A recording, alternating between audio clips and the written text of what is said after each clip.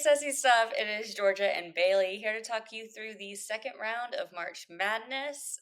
We didn't have as many losers in the SEC as we did first round, but that's because there wasn't as many of us left. Anyways, the only loss we had this week was Texas A&M against Michigan. They lost 91-79. It's a bummer, It is what it is. Let's move on to the winners. Well, first off, the SEC has made history, though, in college basketball.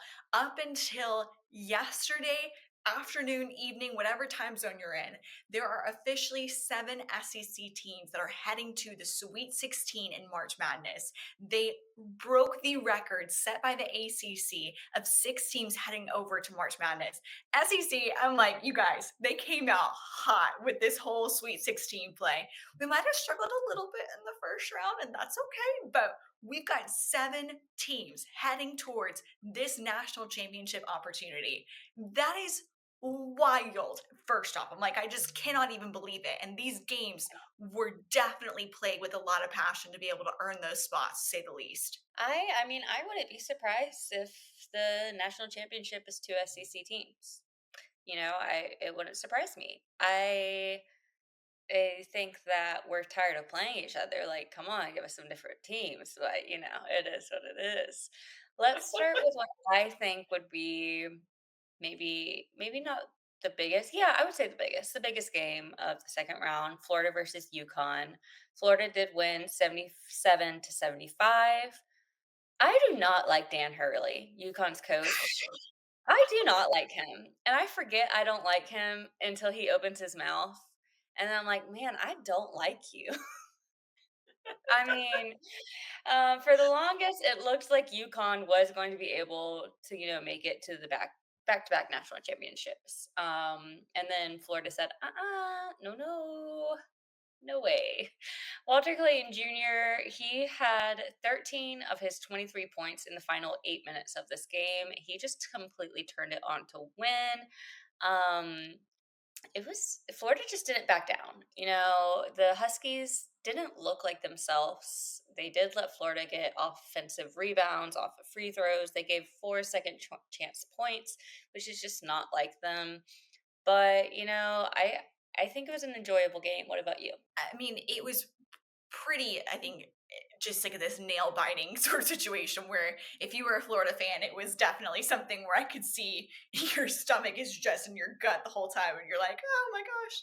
But I think that's one of the things that too. It's like Florida, they're the SEC champion for a reason. Whenever they come out and whenever they attack, whenever they blitz, like they are on it. This definitely was an interesting game of being so close in score. And I think something that definitely was uncomfortable for Florida, comparatively speaking, to where we saw them end their season.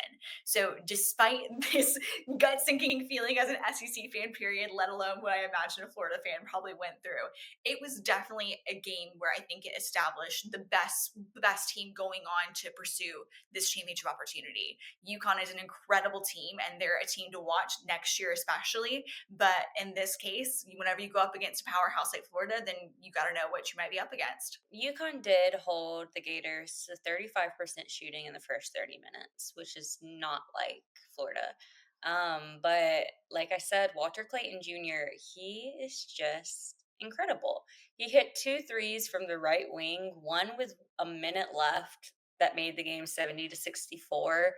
Florida just continued to grind and continued to push back. And I joke and say I do not like Dan Hurley because after the game, he's walking through the tunnel and he looks at Baylor and their head coach and says, I really hope they don't F you like they F'd us, Baylor. I really hope they don't. Talking about, I guess, the only thing we can assume would be the referees. I didn't see anything in this game where I thought the referees changed the game. And I'm like, I just forget that I don't like him. Like earlier in the season, he screamed at a referee, "Don't turn your back on me. I'm the best coach in the effing sport." Like, I don't like this dude. Every single time he loses, he blames it on the refs. He blames it on something. Blame it on yourself. You're the coach. Take some credibility that you lost the game. Your players lost the game. So, oh well, I don't like him. Moving on.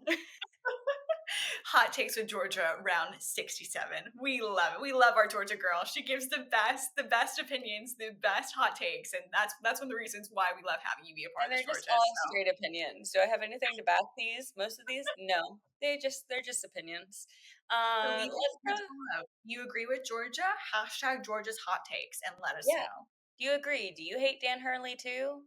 We should start a hashtag we hate Dan Hurley hashtag. Oh my Anyway, um, back the two, Georgia, let's talk about our first round as well. I think we when we were looking at these different matchups, it wasn't necessarily shocking to see the SEC teams that fell, except for one that was really a surprise. I don't really think many saw when looking at initial matchup, and that was Missouri versus Drake. Let's kind of talk about that game real fast because I don't really think any of us were expecting Missouri, especially after some of their major wins this past season against teams like Alabama and like so many other teams in the SEC, that I don't really expect them to lose so early on in this entire process. What are your thoughts on this? they let us down. I mean, come on, Missouri. Get it together, Drake. Eh, I didn't even hit on it in the first round video. I said these are the losers, and I'm not even going to talk about them because they disappointed me. Um, Well, it I should guess we'll give a shout out to Drake too. I mean, that is Drake's first tournament win since 1971. So, like, we will we'll give it to him. But yeah, I'm definitely a little bit surprised not to see Missouri at least having pursued, made it to the second round. And I'm also kind of shocked also not to have them necessarily be heading to the Sweet 16 in addition to all these other teams. So it's yeah, definitely an interesting list of the people that are here and the ones that are going to be representing us heading into this third round of competition. yeah, definitely. So second round we had Auburn versus Creighton. Auburn won 82-70 to Hod Pettiford. Goodness gracious, that boy. He's a freshman. He had 23 points, 16 of those in the second half. He is scary good. Like if I was on the other team, I am sometimes when depending on who Auburn plays. Anytime he steps out on the court, I'm like, goodness, what's this boy gonna do? Because I just know he's gonna just make these incredible shots and these crazy 3 pointers, and I'm like, give it a break, dude. You're a baby. Go to school. Stop playing basketball. Stop ruining my team's chances. He's so good. And of course, we had All American Janai Broom. He had 12 rebounds, which, I think that that's just something he's great at. He's a great rebounder, offensive and defense wise.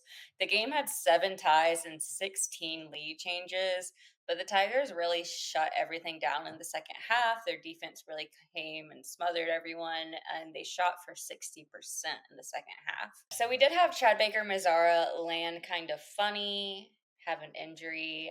I really liked Bruce Pearl's comment about this. He did end up coming back into the game, but he said, Chad, obviously he's a buck 75 soaking wet and has a bony butt. So when he lands on the ground, bam, it's wood on bone. He probably got a pretty good bruise. Hopefully that's all it is. Oh my gosh, Georgia. I mean, I think I told you before, my husband is a massive Auburn fan. And so we have been keeping our fingers crossed, praying in this household because Lord knows do not need another man yelling at the TV nonstop. So to see the Tigers pull it out was a huge win. But I don't know if you guys like zoomed in on this at all, but there was a Creighton fan in the audience who was praying during the second half of the game. And my sweet husband, he's like, God, please don't answer this young boy's prayers. He still has so much of life to be disappointed by, but he can handle this. Please answer an Auburn fan's prayers. And I guess it came through, so we're here for it. I laugh so hard about praying for games because I'll do it too. And I sit there, I'm like, God's probably like, shut up. I don't care about this stupid basketball game. It Because was I was so sitting great. there, I'm not gonna lie, I'm a hater. I am a hater at heart, and I was praying for Auburn to lose. I was I'm sitting there, I'm like, "Dear Lord." So I guess God likes your husband's prayers more than mine because I was also praying for Auburn to lose. No shame here, not gonna lie to y'all. But, I Coming mean, the from a Florida fan, Tigers we love bench it. outscored the Blue Jays 31-10. So when your bench can outscore them, they also outscored them 42-24 in the paint. I mean, they really just kind of ended up dominating them in the second half. At the beginning, I was like, there might be a little chance here. but then it just got taken away. Let's talk about Arkansas versus St. John's. Holy moly, Coach Cal. Talk about two awesome coaches. I mean, this is Coach Calipari will be going to the Sweet 16 for the 16th time. This is first time with Arkansas. I mean, what did you think about this game? I am honestly so proud of the Razorbacks. I think it's like we seeing them in a number 10 seed. It's like, yes, they were definitely one of the teams that was kind of like they were on that weird little cutoff position. It's like if things had not necessarily gone as well for them in the SEC tournament, things could have been very different with how their tournament season actually would have looked like. But I'm so excited for them. I am genuinely so I think proud of just the dynamic of that team and watching them come together, especially like with this being their head coach's first time into the Sweet 16, with the Razorbacks. It just sets a precedence of leadership and something that I look forward to watching them to continue to develop. And it definitely, I think, is a really unique, well rounded representation of the competitive spirit of the SEC by seeing them make it into this next round of the playoffs. Yeah, I mean, how far Arkansas has come because I mean, at the beginning of Hoops update when we first started this, I'm not gonna lie, I sat here and I said Auburn, not Auburn. I sat here and I said Arkansas just sucks. And I have had to eat my words because look at them now. They're in the Sweet 16. So, it happens. But they shot for 42%, the whole team did. And St. John's really kind of did themselves in. They looked a mess offensively. This is not the team that we are used to seeing from them. They only shot at 28% for the whole game. It was just not a good offensive game for them. Oh well, Arkansas's in. We're happy about that. No, that's the thing though too, is it's like in these games, it's like you may have a great season, you may be very consistently strong, you may be a very cohesive unit, but you don't get the opportunity to have an off day at all when it comes to these tournaments. You either show up and you operate as a cohesive unit, or you're going to be eliminated, just like what happened to St. John over here. So, if anything, very proud of the Razorbacks. But let's talk about this Tennessee game though, because this was something Mm. else. Tennessee versus UCLA, 67 to 58. I think Tennessee's making it look easy. I think they are. I mean, this isn't that big of a, difference of a game, 67 58, 10 score, 10-point difference. But I just really think that they have a big chance of getting a lot further. I see them as a Final Four team. Chaz Lanier, who, in my opinion, has been the star of the team the last few weeks, he finished with 20 points, and he set the single season record for threes for Tennessee this year with 120. He's just an impressive dude. Tennessee, like I have such a unique, like, just perspective on it. You cannot deny that they are a great team. However, I still think that they are slightly overrated, to be very honest with you. It's like from a Okay. consistency standpoint, I just feel like they have their moments. And I know I just said you don't get like a, off moment in a tournament, so I'm gonna have to eat my words for a second.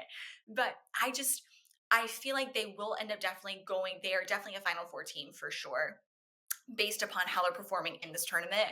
But I think though that this Kentucky matchup that they have to make it into the Elite Eight is going to be challenging, and that they might have had it look a little bit easier on these last two rounds.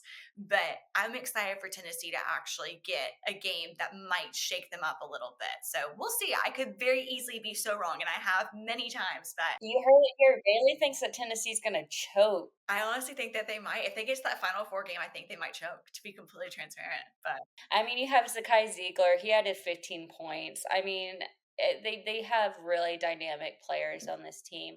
It'll be interesting. I'm not saying that they won't choke. I'd love to see them choke. But you know, I told you at the beginning of this, I'm a hater. I'm a hater at heart. I'm always gonna hate. Love Zakai Ziegler though. Let's go to the team that I don't hate. Alabama versus St. Mary's. Yeah, it's no lie. We try to be unbiased as much as we possibly can here. Even when I say I want teams to choke, we are both Alabama fans. We're just gonna put that there. I think this is the best Alabama has looked in a while. Um, First round, I said, shoot, we ain't winning nothing if we keep playing like this. So so this game, I was impressed. Chris Youngblood, who has just been a blessing to this team since he came back from that injury, he had 13 points. I mean, the depth on the Alabama team, impeccable. She said, "Chef's kiss." Oh my god, perfect. I will say, I ending out the season was really disappointing as an Alabama fan. It's like we watched them have such a strong start. They were really rocking with it. And that, that 1-2 matchup, Auburn versus Alabama, like that was just the pinnacle, I think, of this season and how they were really fighting for everything. After that, their momentum definitely slowed down. And we watched them really struggle with games, certain games in particular, that should have been easy wins that unfortunately definitely were not. And so seeing them the first round of it, we're like, well, this is a really great time to be a Bama fan. Woohoo. And this second round game really, I think, is starting to redeem the Crimson Tide. And it's reminding us as to why they were ranked so high in the very beginning of the season, why they have continued to progress throughout the season. And if they can continue to operate like this, I mean, we're talking Elite Eight. We're talking maybe a Final Four appearance. Like, I don't know, but I think the sky's really the limit if they can continue to behave in this really dynamic, cohesive way. Yeah, I think that's what's interesting is that even when nobody else believes in Alabama, Alabama believes in Alabama. That's right. So, I mean, that basketball team, they believe in each other, they trust each other, and I think that's really what kind of makes a difference. I mean, Mark Sears got into foul trouble early, and maybe last year that kind of would have mattered, but this year, I mean, it does matter. We want Mark to play, but I mean, the depth that we have Chris Youngblood, we have Aiden Holloway, we have these players. I mean, even Sherelle, like I'm so impressed with him. He doesn't get his flowers as much. I could go on and on about players, but the depth really makes a difference. This is the first team to reach 80 points against St. Mary's in more than 2 years. So obviously, the tempo of Alabama, who averages 90 points a game, was just too much for St. Mary's. I'm excited to see how Alabama continues to play. Next, we will go to the Kentucky versus Illinois game. Kentucky won 84-75. Kobe Bria had matched a career high of 23 points. What do you think? Kentucky's had a lot of injuries this year, and they finally kind of seem like they're getting into the groove. I am hoping that Kentucky can pull this out against Tennessee. I think that they are they're such a great team, historically speaking. I mean, if you think about basketball in the SEC for the last like 20 years, your mind automatically used to go to Kentucky. Not so much anymore because now we have 7 teams that are in the Sweet 16 here. But getting to see them play in this manner also like really, I think, remind us as to why they should be there based upon their performance in these last 2 games. It's impressive and it's something to at least recognize and to take in as they're heading into these further deeper rounds in the tournament.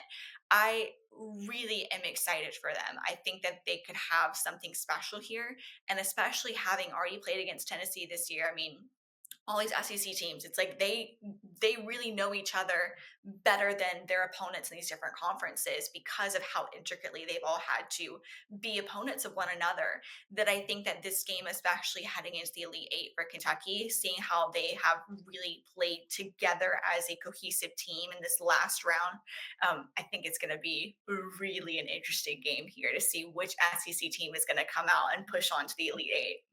Yeah, it will be. I mean, what's interesting is that Kentucky didn't return a single scholarship player that they had from last year. They had 9 transfers, one of those being Lamont Butler, who was on San Diego State, who had an incredible team last year. I think Lamont Butler has definitely changed this Kentucky team for the better. Obviously, he had to sit out for a little bit. He is back, which is great. They were completely prepared for this game, and Illinois just could not handle it. I completely enjoy watching Kentucky. Huge fan of Lamont Butler, so I'm excited to see how far they can get with this new coach, this fresh team, see what they can do, especially now that there's not a lot of injuries lingering. We will go to our final game, which was Ole Miss versus Iowa. Ole Miss isn't going to go away easy like I thought they were. I'm surprised they're still there. The 91-78 upset, we're like, where has this team been the whole season? What? They have not Okay. gone to the Sweet 16 in 2 decades. Honestly, I'm a little bit shook about this game, Georgia. Like, I was dead convinced we were only gonna have 6 teams going, especially, like, yesterday afternoon. I was like, "There's literally no way. Like, it's just not happening." But the fact that they were the team to be a number 3 seed team, I'm like, "Let's freaking go, man. I'm pumped for y'all. Let's see what happens." Sean Padula, who I think, is probably one of the most underrated SEC players. I don't think people talk about him as much as they should. He scored 20 points. Brakefield had 19 points. What I really like about this Rebels team is they just love their coach. And I love it. They're just like little kumbaya. They love their coach so much. And it's just so cute. I mean, they pulled ahead on a 20-2 run that turned into a huge deficit. Iowa couldn't keep up. The Rebels shot 58% from the floor and had 11 of 19 from the 3-point range. They played amazing. I'm excited to see what they do next. Do I think they're a Final Four team? No. But what I did like, their coach said Ole Miss winning the championship is not probable, but it's possible. And I like that. Prove me wrong. Prove me that you're a Final Four team. I don't think they are. It'd be so cool to see. But I mean, I'm impressed by them. I mean, they've impressed me. They've showed me that they're not the team that I thought they were. They're doing great. I think if anything this tournament season shows us is that these seasons, why yes, they're important, and yes, these ranking matters. When it comes to actually winning that national title, how you perform and under pressure is what matters. And so we are definitely going to be in for a treat. These games coming up this weekend for the Sweet 16. We'll be giving you guys our round 3 review coming up here after it's done. But in the meantime, though, tag us with hashtag SEC stuff. Let us know your hot takes. We know Georgia's got hers, so let us know what y'all's hot takes are, though, too, regarding this tournament season.